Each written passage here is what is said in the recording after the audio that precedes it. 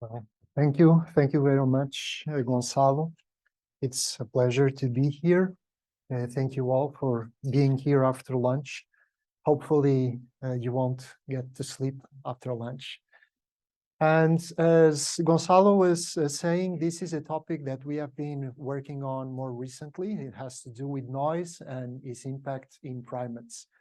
So this will be a very short talk, and hopefully you get a general idea of what we are finding, what we are doing.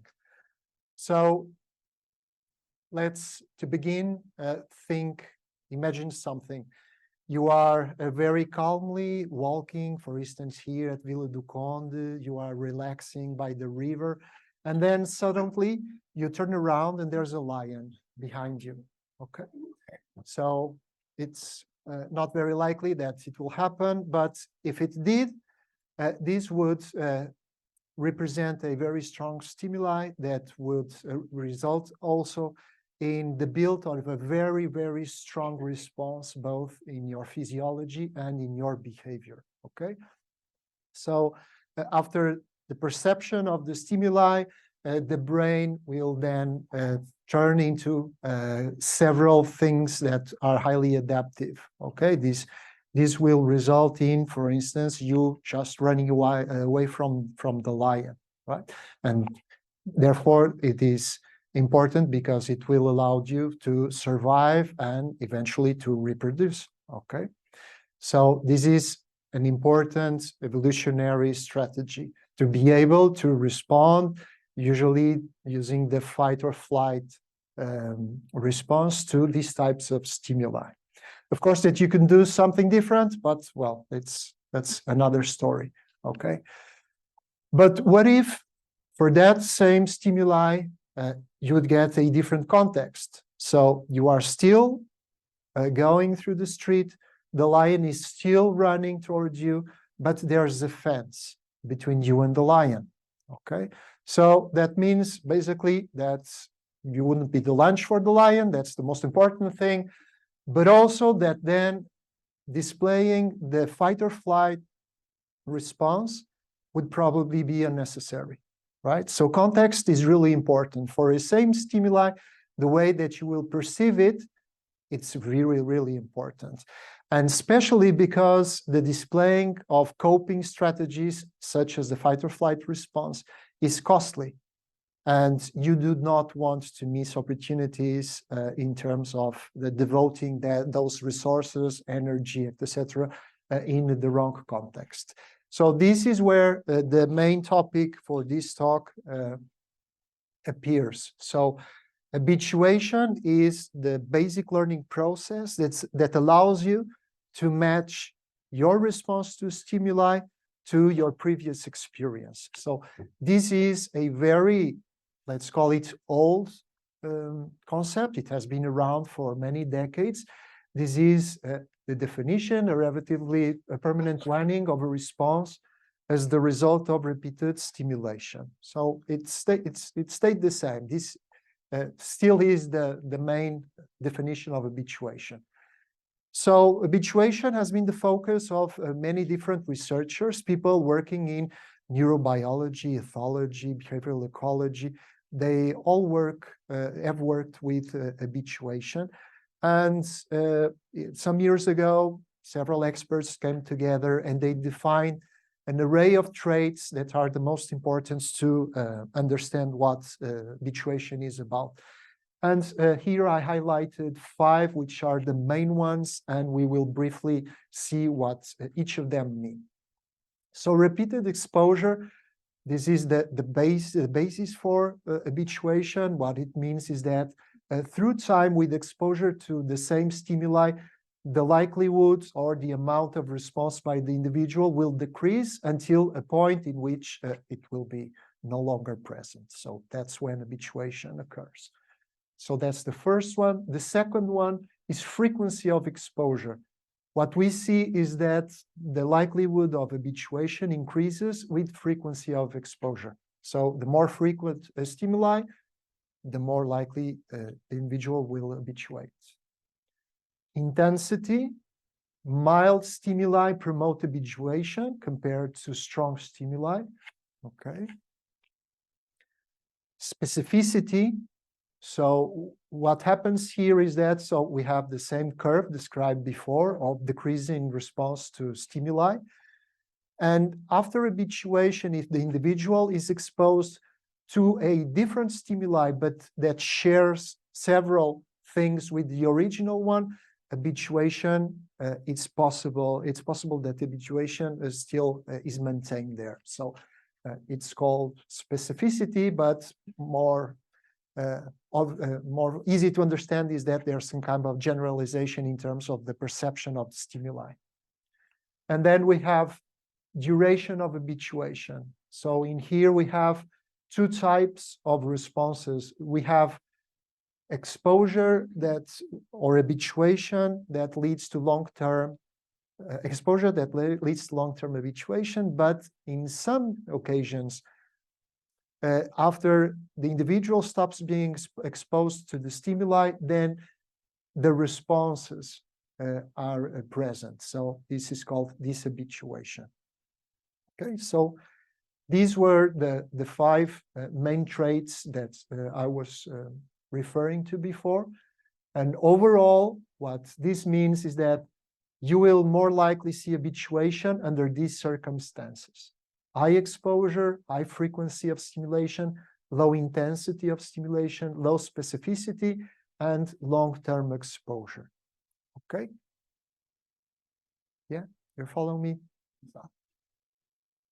Okay, we get the lion back. Just to emphasize that there are many different types of stimuli to which individuals are exposed, right? And when we are talking about wildlife, instead of us running from a lion, wildlife that are out there in their natural habitat, they are exposed to many different stimuli to which they have an evolutionary history of being exposed to. But now we get to a different aspect of this story. So right now, what we know is that through our activities, we are making having strong influences in the natural habitats of wildlife. And this can take many different forms, from changes in the patterns, the spatial patterns of the habitats, to pollution, to the introduction of invasive species. And so these all represent stimuli for wildlife. And one thing that is important is now to understand if they are able to habituate to these new stimuli. And we do know that there are several species that seem to be able to cope, to live in these transformed habitats. So there are many animals that are now living in our cities in close proximity to humans. So they most likely are habituating to these stimuli. So we have been working with howler monkeys for several decades in my institute, and among other things, we have now started to document the impact of human disturbance on the behavior and on the physiology of the howler monkeys. So they do not live inside cities, at least not in Mexico. Where they do live is in tropical forests. They live in howler monkeys. The genus distributes widely throughout the Americas, and they can be observed in almost all type of tropical forests there. They are arboreal, so they do not go to the ground unless they are really obliged to. And this is what is happening now. With habitat disturbance, they are changing their behavior, and they do walk through the ground where they are exposed to many different things they are not adapted to. And they are living in proximity to human settlements, not inside, but close to. And besides being close to humans and being constrained by the availability of their habitat, they're also being exposed to novel stimuli. So these are examples of some noises that can be heard very close to the forest fragments where the howler monkeys that you are listening to are the howler monkeys vocalizing in response to a trailer that is. And people just and there's lots of noise. So noise is a contaminant, very important contaminant that is not restricted to urban settings. It's not just here in the cities that we have noise, or that we humans are producing noise. There's noise everywhere through the globe. And so this is the question we have been working. Is it possible that these animals are habituating to noise? Well, do you remember those 5 traits basic for the habituation process that I talked about? So we will now see if these howler monkeys, well, the noise to which the howler monkeys are being exposed to complies with those 5 traits. So first we have high exposure. Through time, we now have more than 160 different types of human-made noise occurring inside or close to the habitat of the monkeys, where we are studying them in southern Veracruz in Mexico. So this is high exposure. There are a little bit more than 1 noise per hour of we being in the field. So we could consider this that it is highly frequent. So each hour there's a noise being produced. Okay. We have been measuring something that is called the sound pressure level. Sound pressure level is an acoustic parameter that basically can give you a notion about the intensity of noise. If there is any expert, will tell me that that's wrong, but for this moment, I think that the definition is enough. And this is the average sound pressure level in the area, and this is not a high sound pressure level, because the environmental sound pressure level is between 35 and 40 decibels. So what this means is that the stimulation is low intensity. For this type of signal, noise, it's not intense on average, okay? There's the potential for a stimuli generalization, because for the same type of noise, we have several variants. So for instance, you can hear motors from different types of vehicles. It's not the same vehicle, but it's very similar. So there's some potential for generalization to occur.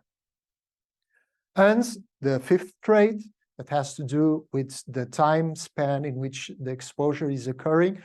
I can tell you that in the area where we work, human disturbance has begun around, well, strong human disturbance around some 60 years ago. And since this time, besides large deforestation, the growth of human settlements and human activities has resulted in the monkeys being exposed to these stimuli for many generations now, okay? So what we get is that we see that the noise matches the traits that could favor habituation, okay? So if that is so, do they habituate? And now I will describe really briefly what are we documenting there. So first, the behavioral responses of howler monkeys to noise are not always the same. So you will get a different behavioral response if it's the noise of a plane passing through compared to human voice, and etc. So there's some specificity in terms of the responses that they are displaying, okay? Also, the expression or the displaying of behavioral responses depends on the intensity of the noise. And what we see is that as the intensity of noise increases, the likelihood that howler monkeys do something in response also increases. And then we have also made some field experiments using playbacks of noise to try to figure out in a more detailed way how do the physiology and the behavior varies according to the attributes of noise. And we have been measuring glucocorticoid hormones. So these are hormones linked to the fight or flight response that I mentioned in the beginning. And what we see is that as we progress from a situation without noise to the experimental noise, the levels of the concentrations of these hormones increase, and they are the highest at high sound pressure level. And in terms of behavior, we also see that the behavior is different, and that they increase the attention, they are vigilant when we play back the noise. They vocalize, as you heard in the video that I showed you before. And at the highest noise level, they just run away, they flee. Okay, so these are experimental results. The ones that I showed you before were only observational. So this is what we are seeing, and it doesn't look like they are able to habituate. So there's some dissonance, right, between what habituation is defined and then what we see. Of course, that we are talking about studies conducted with wildlife, and there are many things that we are not controlling for in our experiments, but this will tell you very clearly that sometimes definitions and concepts that are developed in the laboratory are really difficult to then bring to the field and try to checklist, okay? Well, so we don't know exactly why don't howler monkeys habituate to noise, but here are a couple of ideas. So the first thing that is important to account for is that noise is a really complex stimuli. We could think of noise in two different dimensions, a temporal and an acoustic dimension, and these could include 5 variables. So these vary through a certain range in terms of predictability, onset, amplitude, and then we have overlap with other biological relevant signals, for instance, their own vocalizations, right? And interference with hearing. So each noise, each specific noise will have a specific combination of these 5 attributes. So what this means is that can be a nearly infinite amount of combinations and of different stimuli associated with noise. So maybe this complexity that makes it more difficult to habituate, okay? A second and more mechanistic explanation could relate to the relationship between the learning process and the physiological responses, or the involvement of the physiology in that process. So this is what happens usually when there's a certain stimuli, then there's the intervention of different neurotransmitters and several hormones that will facilitate the perception and attention gathering to the stimuli. And then the glucocorticoid hormones are involved in processes that facilitate, again, the consolidation of learning. And this is what allows, in the long term, its storage and then its use in further exposure to the same stimuli, okay? What happens when you have consecutive stimuli is that there is a change in the timeline and in the matching of these processes, so that if before a certain stimuli you are looking at, there was another stimuli, there is a mismatching between oh, I'm really sorry, but when we changed from my Mac to this computer, the presentation, several things just went wild.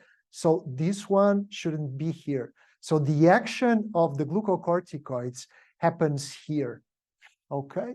The mismatching is here. So think that all of this arrow needs to be here, okay? Because what happens is that you will have a previous stimuli That's resulted in the onset of the process. And then you have a new stimuli for which the glucocorticoids will not facilitate the consolidation.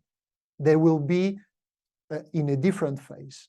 Okay, so what we have here is that there can be impaired learning associated with this frequent exposure to the stimuli.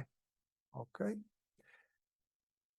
so we are in the process of trying to figure out in our wild setting, research setting, ways to figure out the responses or strategies to find responses to these type of questions. But for now, our results have a number of implications that on another level are really important. And I'm talking about conservation and management. Okay, so a direct implication of these responses that howler monkeys are displaying is that they can be facing opportunity costs because they have to abandon everything they are doing to respond to this constant stimulation that they're having with the noise.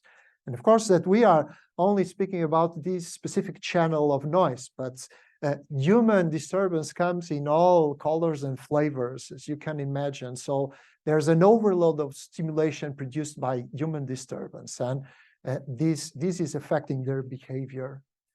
And of course, that they will be needing to allocate the resources, energetic resources, for displaying those responses. I've talked to you, I've spoke with you about behavioral and physiological responses. And of course, that we all, including howler monkeys, run on really limited energy budgets. So if you allocate energy for instance, vocalization or fleeing, you are disinvesting in other things such as growth, reproduction, etc. Right? So this is another thing. And between the two of them, it is really reasonable to assume that they could be imposing fitness costs to these animals. Okay. And finally, of course, that we should assume that there is a decrease in the well-being of the individuals for being exposed to this type of stimuli, because if they were neutral or if they were indifferent, howler monkeys were indifferent to this stimuli, then we wouldn't expect to see all the things that we have been documenting. So in terms also of management, we have to assume that they are losing well-being by living under these conditions, and there are a number of implications that we should be thinking of in terms of trying to improve that situation. And so this was really briefly what I wanted to tell you about. I think we are running out of time. This is an example. This looks really small. I don't know if you can see. We are trying also to try and gather awareness with people that are living in the areas where the howler monkeys are for this problem related to noise, because now that we know about it, we have the responsibility to try and do something to change what is happening. And of course, that it is not easy, but we are working on it. And thank you again for the invitation, and thank you for your attention.